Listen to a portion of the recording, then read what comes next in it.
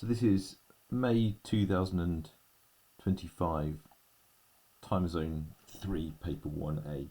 Question 1 is asking how many oxygen atoms in 0.02 moles of this stuff. We've got 5 molecules of water of crystallization in there.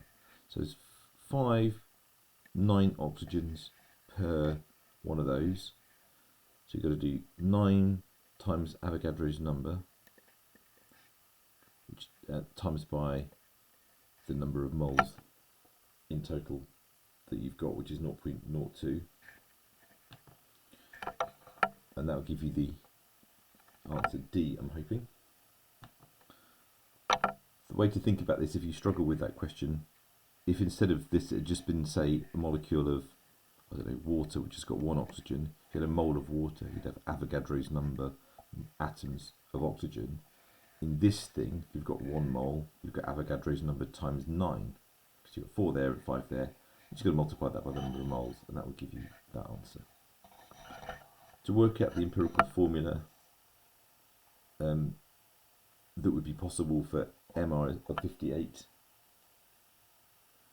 the formula of these, the mass of the formula of these has to be a factor of 58. And 12 add 12 add 5 comes to 29, which is half of 58. So the actual formula would be C4H10. This one comes to 58, but it's not the right answer, is it? Because this isn't an empirical formula. Empirical formula is the simplest whole number ratio, which for this would be C2H5. So there's a little bit of a trick there. And the last one, I think that comes to 58 without checking, and the answer is B, 1 and 3 only. Question 3, which volume of butane gas will produce, that's butane, will produce 40 centimetres cubed of carbon dioxide gas when it's completely combusted. Now remember, the molar volume of any gas is the same at a given temperature and pressure, so all you've got to do is work out, recognise the molar ratio is 2 to 8 or 1 to 4, and so there should be 10 centimetres cubed of butane, and that's why the answer is B there. You can see that. Question 4.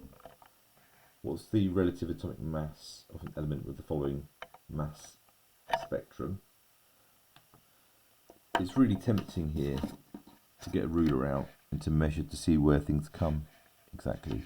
It's pretty hard to tell actually from the angle I'm at, but that's about, I don't know, 20-something%, and it looks like it's close to 100%, but you can work this out anyway. So the mass has got to be between the masses given on the spectrum, so it has to be between 10 and 11. So it ain't going to be 11 because there is some of the 10 isotope present, and it's going to be closer to 11 than it's going to be 10 because you've got a much greater abundance of 11 than 10. So it ain't going to be that, and it ain't going to be that. So it has to be the answer C there, and it is. And I think if you were to work it out, this must be ending up at 80%. It's a bit odd, that, isn't it? And this one must be adding it as relative abundance, so it's not percentage abundance. So if that's 100, and that's, I don't know, 25 or something. If you did 100 times 11, you added it to 10 times 25, and divided it by 125, it'll probably come out at 10.8. I'm not going to check it, but it's the right answer. What's the maximum number of electrons that can occupy the 4th main energy level of an atom? Standard question.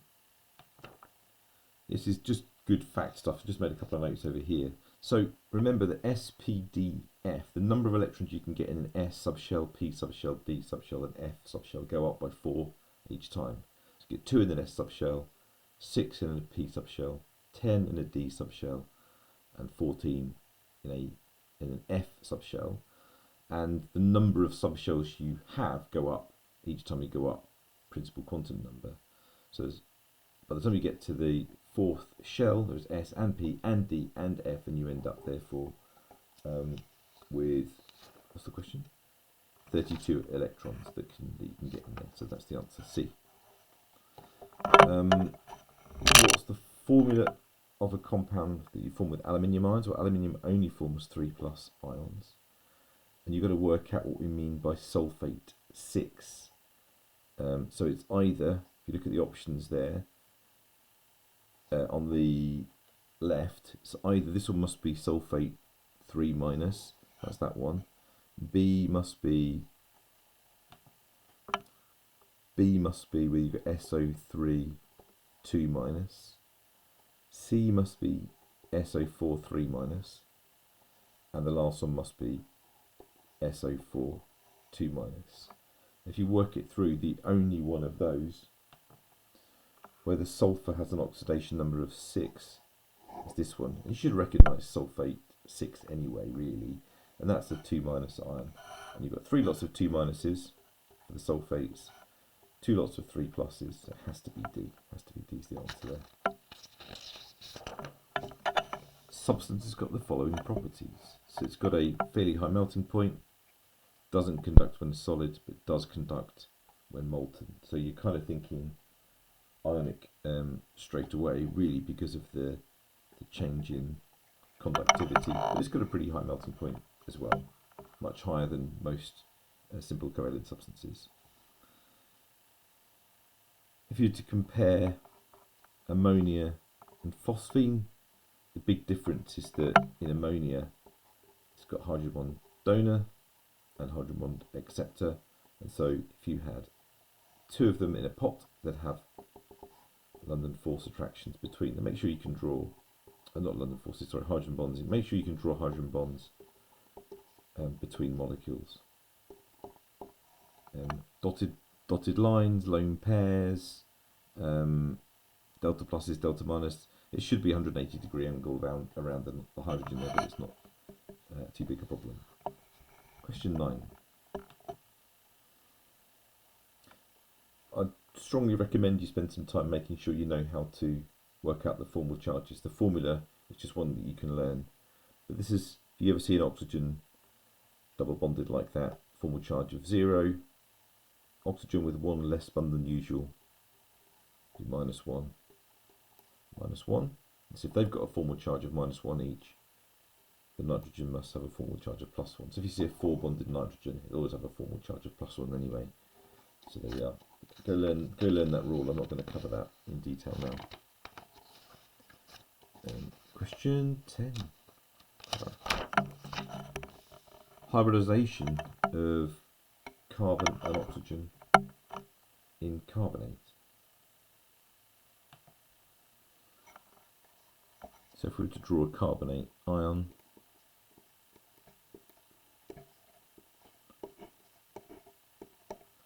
that's your carbonate ion.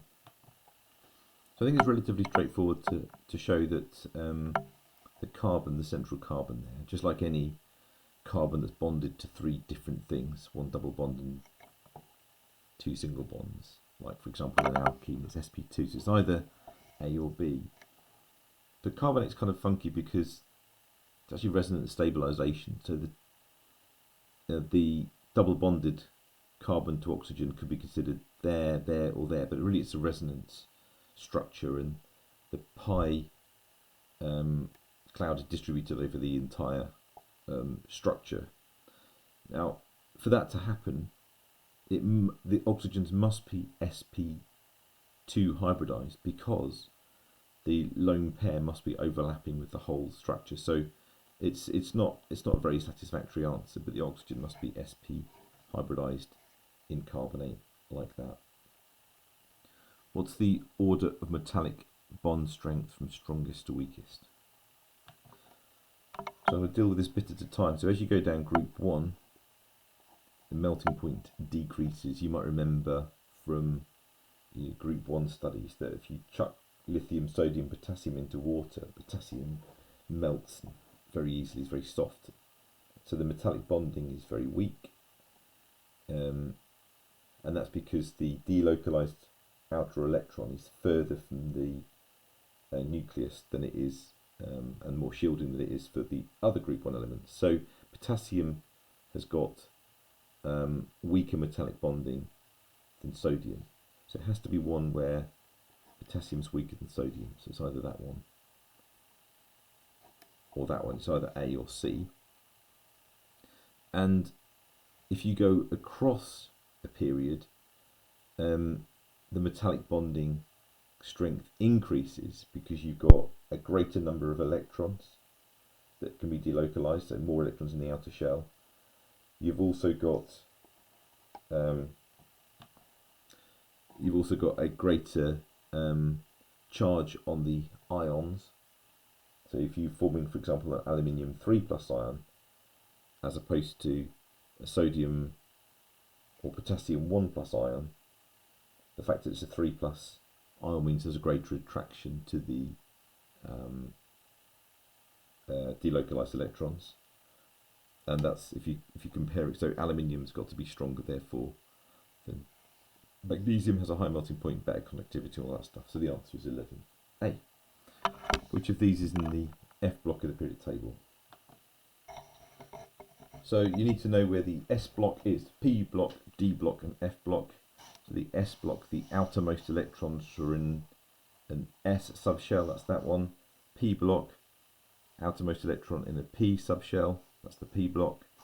Outermost electron in a D subshell, D block. This is the F block, outermost electrons in a F block, in an F subshell. I think that was the answer from memory. It's that one there. It's in the F block. So just look in the periodic table and find it. So the answer was B. Question 13. Electronic configuration of copper. That's the one. That's the funky one. That's the exception you've got to learn, isn't it? Where you've got. So you'd be tempting to think it's C or D. They've got the right number of electrons, but chromium and copper are the exceptions you have to learn. That for whatever reason, either a partially or filled, half filled or fully filled 3D subshell, nicking one from the 4S subshell is more stable than 4s2 3d9 or 4s2 3d4. So that's what copper is. One to learn, one to memorise if you don't know it. Which would react least vigorously? So you're looking for the least reactive group 1 element, which is lithium out of those, and which is the least reactive halogen. Well, it's iodine, so the answer should be B there. Which compounds contain an atom in a 3+ oxidation state? Well, for NO2, each oxygen is 2-, and the overall charge of the species is 1-, so there has to be 3+, so that one is. Each chloride is 1-, and so the iron must be 3+, so that one is. It's a +3 oxidation state. And each F is always 1- in a compound, because it's the most electronegative element. And so the bromine here unusually must be 3+ as well, so they all are. Question 16. How can we explain the colour? So this is it's worth spending some time making sure you can describe this in words for a paper 2 sort of question, and differentiate that from why it is that we get colours from flame tests, from the dropping of electrons when we heat up ions. But this is about transition metal complexes and why they have colours. So you might want to look at your colour wheel here, but essentially when white light is shone at the complex, yellow light is absorbed, and we've got electrons moving from lower energy levels to higher energy levels. So that's the split 3D subshell that we get in those transition metal complexes. So it's really worth spending the time on getting your head around a full explanation for that, particularly if it doesn't come in paper 1. Eh? Question 17. Which functional groups are present in both of these? We'll just go through them. So is there an amino anyway? So that's an amino group. So that's a tertiary amino functional group. We've got an amino over here, that's a tertiary amine. There we are, so we've both got amino, so it's that one. Amido, so there's an amido functional group. So it ain't that one because there's no amide in the molecule on the left. We've already established there's an amino in all of them. Is there an alkoxy in both of them? Well, there's an alkoxy that you see in ethers, but there's no alkoxy over here, so it's not that one. Carbonyl, there's a carbonyl in neither, so it's tempting to look at that and think it's a carbonyl, but it's not when it's part of an amide, so neither, so it's not that one. It must be this one. There's the benzene ring, there's another benzene ring, there's another benzene ring, so it is D is the answer. So we're going to find an alcohol with 4 peaks in the ratio 6 to 2 to 1 to 1. Right, well, we might as well just draw these molecules out then and see if we can work it out. So butan 1-ol is that stuff. So this will have 1, 2, 3, 4, 5 peaks in a 3 to 2 to 2 to 2 to 1. So it ain't that. Butan 2-ol, CH3, CH2, CH2, CH. I'm just going to draw the OH up there to make it easy to see. I could have written it CHOH. 1, 2, 3, 4. Oh, I've drawn it wrong. Crossed it out. Try again.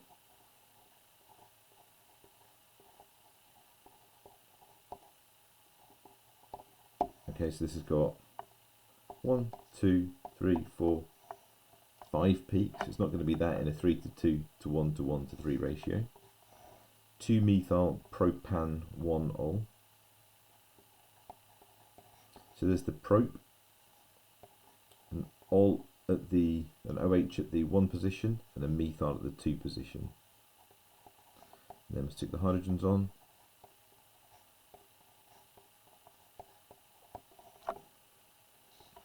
So we've got 1 peak there, 1 peak there, 1 peak there. I haven't drawn it very well. I've drawn it quite confusingly. But these and these are the same as each other. And if I draw it skeletally, you'll see that. So I'm going to start with that carbon there, well, not skeletally then.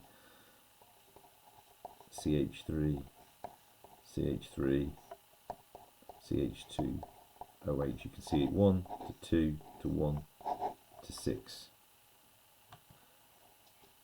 And that's the answer, isn't it? So we're done there with that one. Question 19, how many chiral centers are there? There's a chiral center, there's a chiral center, and there's a chiral center, so the answer is B, 3. So chiral centers, they've got the 4 different groups coming off of the carbon of interest. Which statement about exothermic reactions is correct? So we all know, I think, that temperature increases, so it's either C or D. And if I just draw the energy profile diagram of an exothermic, that's exothermic, there's energy, or delta H if you prefer. And this is progressive reaction, reactants and products. That's the energy released as the reaction progresses.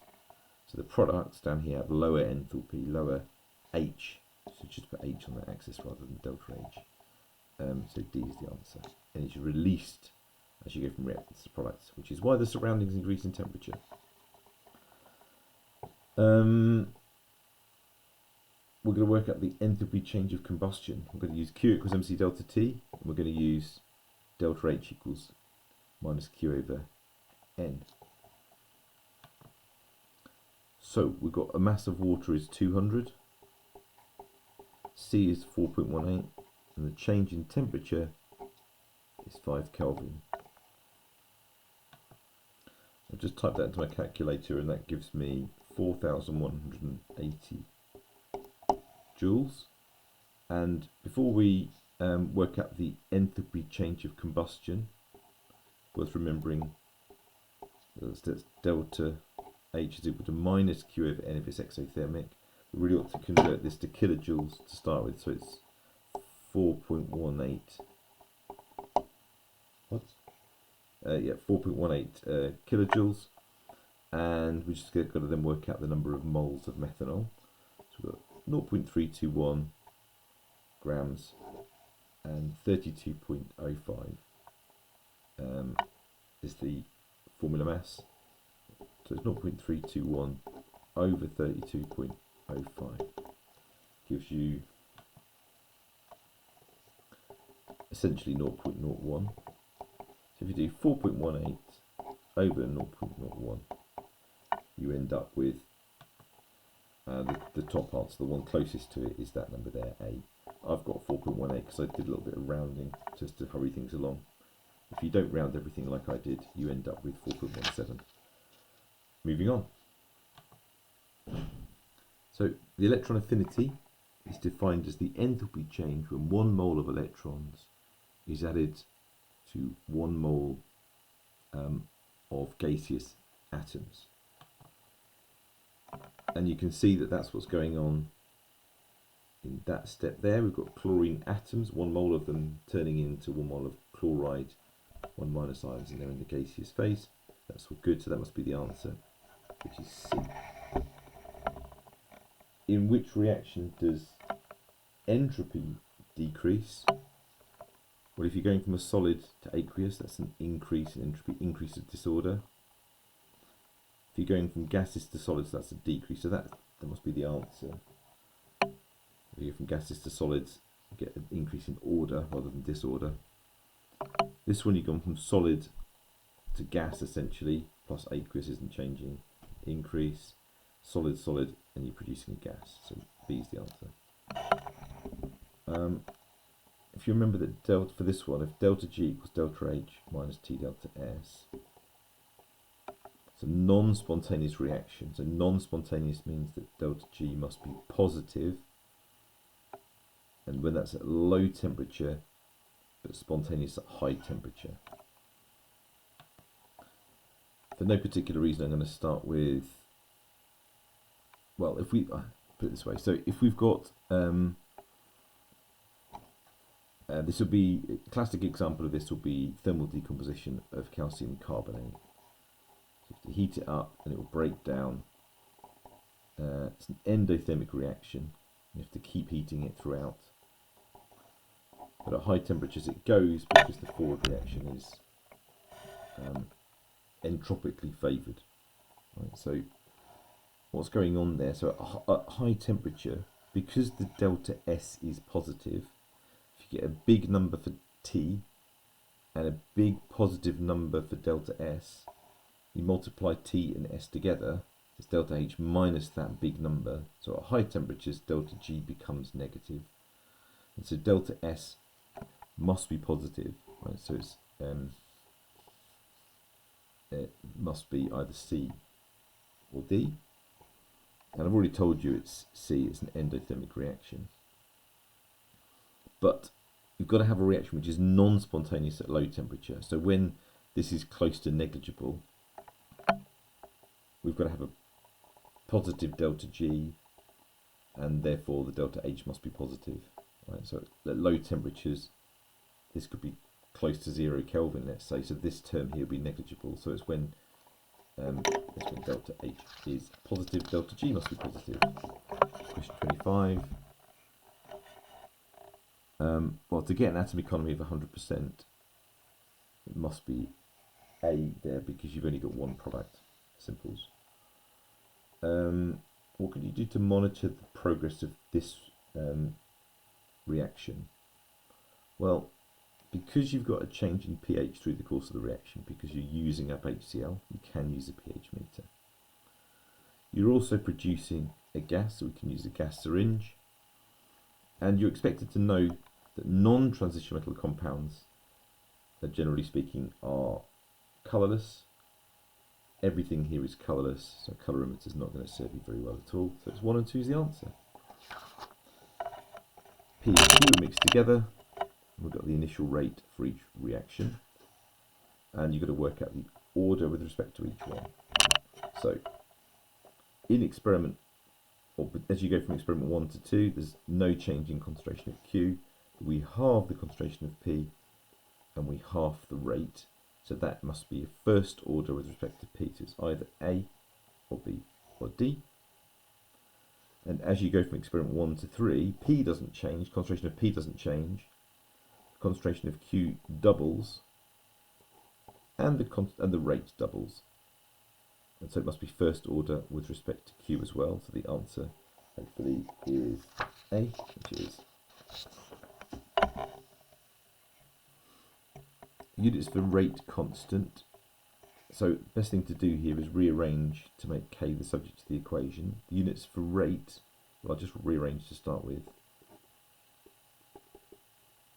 So it's that. You can ignore the y to the power of 0 because that's just 1. So get rid of that.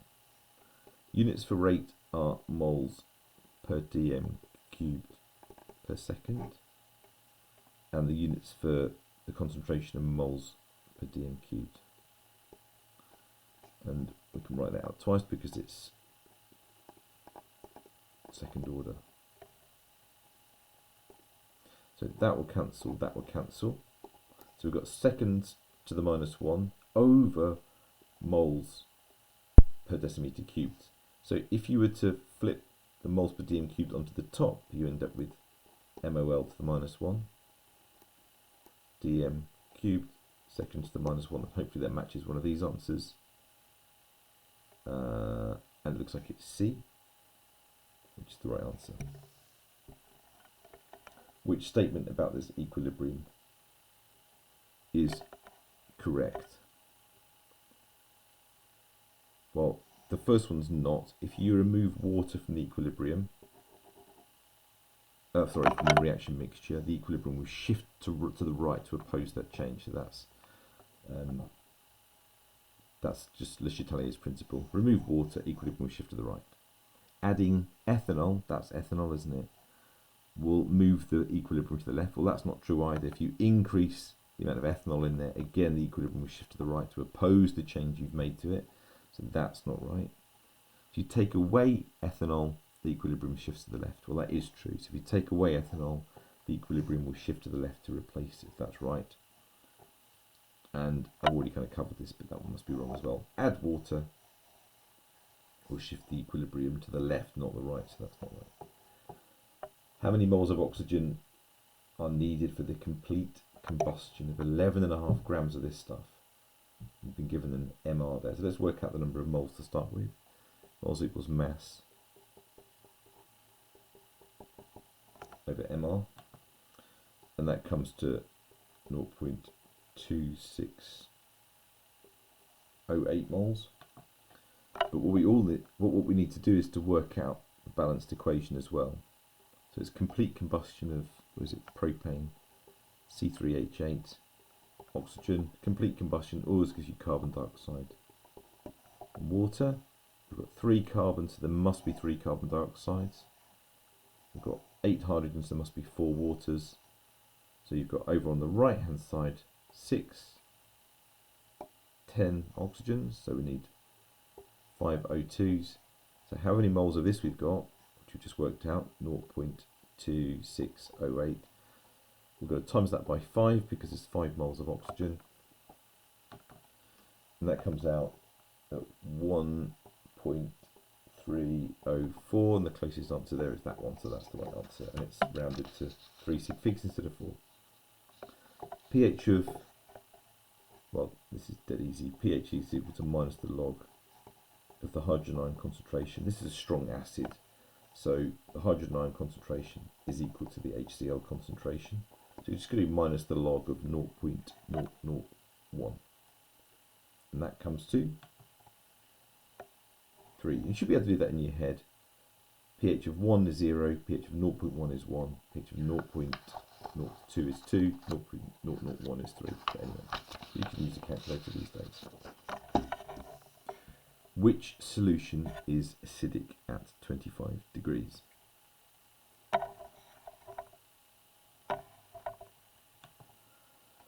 So you might be able to see this straight away. This is not an easy question. It'd be very tempting to do, well, let's just work it through one at a time. I actually thought it was a harder question than it really is. But anyway, all you've got to do is do minus the log of the hydrogen ion concentration here. That'd be pH 9. That's not acidic. This one, the POH is equal to 13, so the pH is equal to 1, so that one is correct. This one, the POH would be 6, so the pH must be 8, so that one's not the right answer. And this one is the same as saying H+, and so that's the pH is 13, so that's not the right answer. So it's a simpler question than I initially thought, which correctly describes a chemical reaction. I think this is really just asking you which one of these reactions is realistic, which one will actually happen. So it's just a test of your chemistry knowledge. But if you take an acid and a metal carbonate, you do get a salt, carbon dioxide and water. And we don't, you don't spend much time on that past year 9 or year 10 maybe, but you've done this lots of times really. That is perfectly reasonable and is okay. That was the right answer. Copper is a very low reactivity metal and doesn't react with hydrochloric acid because it's lower than hydrogen in the reactivity series.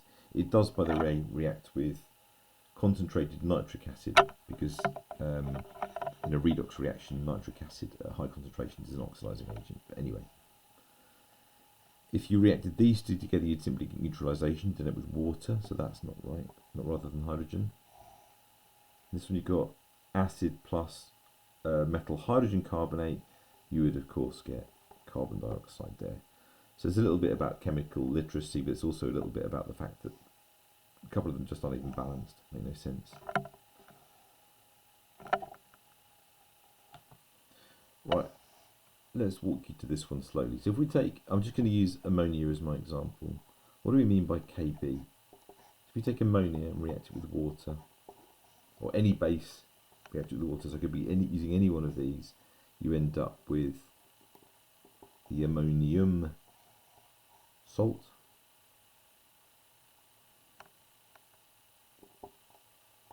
and you end up with OH minus, and Kb is equal to, there's a shorter way of doing this by the way, but I might as well cover this anyway, over NH3. So if you've got the reason I've done this is to show you that if you've got a large Kb, it means that equilibrium is quite far to the right, because the numerator is bigger and the ammonia is smaller. So the one with the largest Kb there is going to be the stronger base. So let's sort of look at these values here. Just ignore the question for a minute. The one with the largest Kb is the strongest base. And dimethylamine, they're out of those two bases that are highlighted there, that's the stronger of the two bases. Ignore the question for a minute. If you had pKb, it's just minus the log of the Kb. So if increasing Kb equals stronger base, the opposite's true for pKb. If you want to convince yourself of that, do minus the log of a few things and see what direction it goes. So if you decrease in pKb, you get an increase in strength of base. And so out of these two here, the methylamine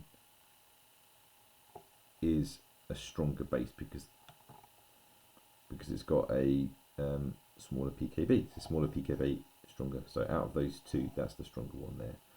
Now you could have worked out the pKb or the Kb for each of them if you wanted to, just to give yourself confidence there. That's fine. By the way, just looking at this here anyway, that's an amide, so that's not going to be a strong base. So that just confirms what we are working out here in any case. But the question's asking you about the strongest conjugate acid.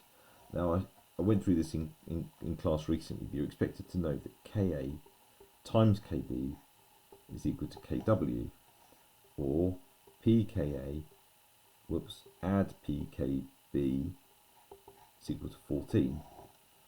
And the derivation of that I've been through in class, but if you just write down an equation for Ka and Kb and cancel everything out, it comes out as the same equation for Kw. I can walk you through that if you want me to. That's on other videos. So we can work out the Ka of the conjugate acid from the Kb. So I think the best way to do this question is let's just work out Kb for all of them and then work out Ka for all of them and do it that way. And there are all the values. I've just tapped into my calculator. And the fact that you've got a whacking great Ka for this one, and so that's the Ka of the conjugate acid of this thing. So it would be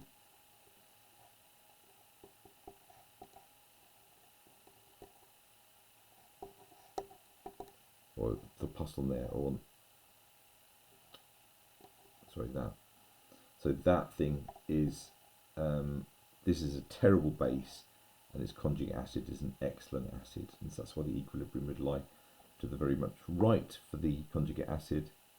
If you draw it this way, I'll explain this very well. Never mind. Oops. But if you write it as this being the base, it's an absolutely awful base, which is why it's got a very terrible or very low Kb value.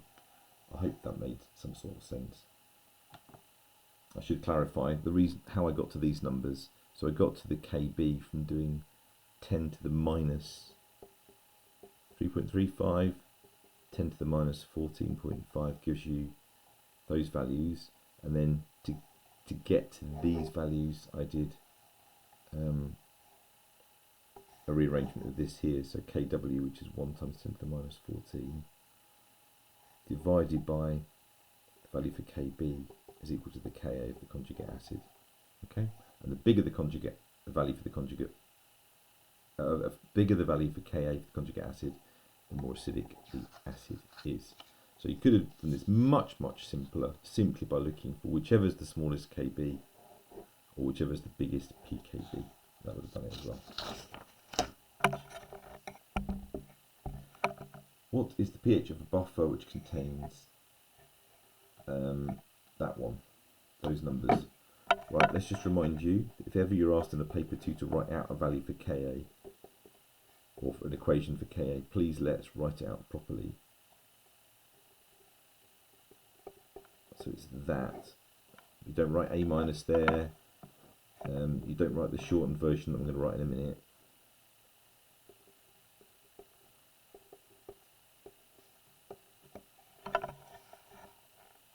Oh, it's the buffer that we're doing. Anyway, it's fine. So I was going to do the weak acid one where this and this are the same. It's a buffer. Right, so we've got to work out the pH. We've got to rearrange to make H plus the subject of the equation.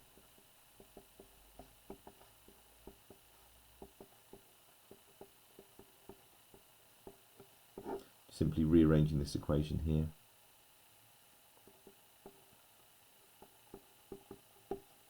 That's that.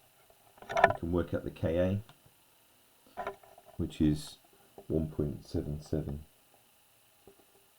times 10 to the minus, I think that's 5. 10 to the minus 4, beg your pardon. Times by the concentration of methanoic acid, 0.5. Divided by the concentration of the methanoate, which is 0.250, and I get that to be 3.556 times 10 to the minus 4. And so to work out the pH, you do minus the log of that number, and I get 3.448, which is that one there, which happily is the right answer. So if in doubt, well, it's not if in doubt, if doing a buffer question, please use that equation. Just plug in the numbers, job done. Following occurs when you add tin to separate lead 2-nitrate and manganese 2-nitrate. What's the order of decreasing reactivity? So we're the most reactive at the start. So tin is more reactive than lead to start with, we know that. and tin is less reactive than manganese. Tin is more reactive than lead and less reactive than manganese. Only possible answer therefore is C. We've got lead is the least reactive, then tin, then manganese. Simples. Molten electrolysis of aluminium oxide. Electrolysis of molten aluminium oxide. If it's molten, you only get the element, so it's aluminium and oxygen.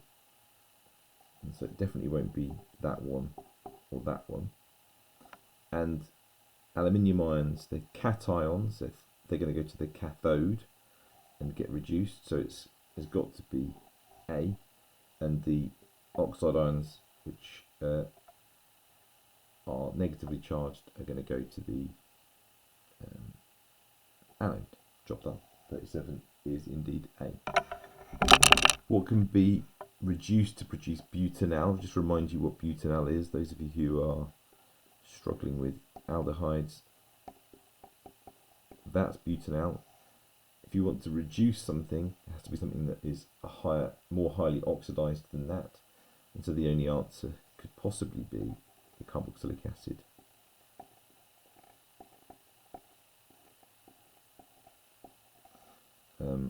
And so it must be butanoic acid, 38. A is the right answer. Good luck doing that in the lab, by the way. Consider the following standard electrode potentials. So when I combine the two half equations, the way round it wants me to in the question, I've got to end up with a positive E cell, if you like.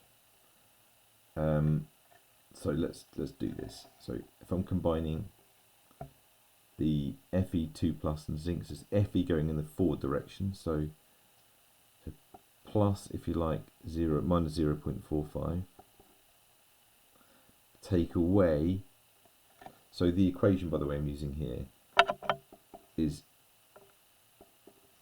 E for a reaction, there's E standard for the reduction, take away E standard for the oxidation. And in this first one, the iron would have to be reduced to, iron 2 would have to be reduced to iron, and zinc oxidized to Zn2 plus.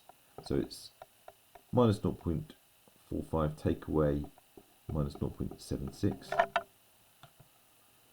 And that, I'm sure you'll agree, is a positive number, so that must be the right answer. There's no point going on and doing the rest, but you can check, you can do one more just to convince yourself if you want to, but the rest of them must just come out as negative numbers, and I'm not going to do them now because I'm tired. Which of these ions would be a suitable species to react with benzene in a substitution reaction? So you're not in this course required to know how to form the electrophiles you get when you're doing electrophilic substitution of benzene. Just remind you what that is. So it's this reaction here where you get, and if you don't know this mechanism, learn it, that plus H plus, right? So what must be the nature of this? Well, first of all, it must be positively charged. It's either going to be B or C. You've seen C plenty of times, so you know that's the right answer, just from the examples we've done. But it also has to be something that can accept a pair of electrons. If you draw the Lewis structure for NO2 plus,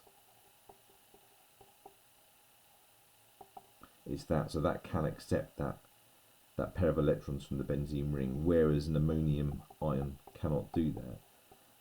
There's nowhere for those electrons to go. That ain't going to happen. And you know, the fact you've seen it is a massive clue. That's why we show you lots of examples in the class. There we go. Hope that was fun for you.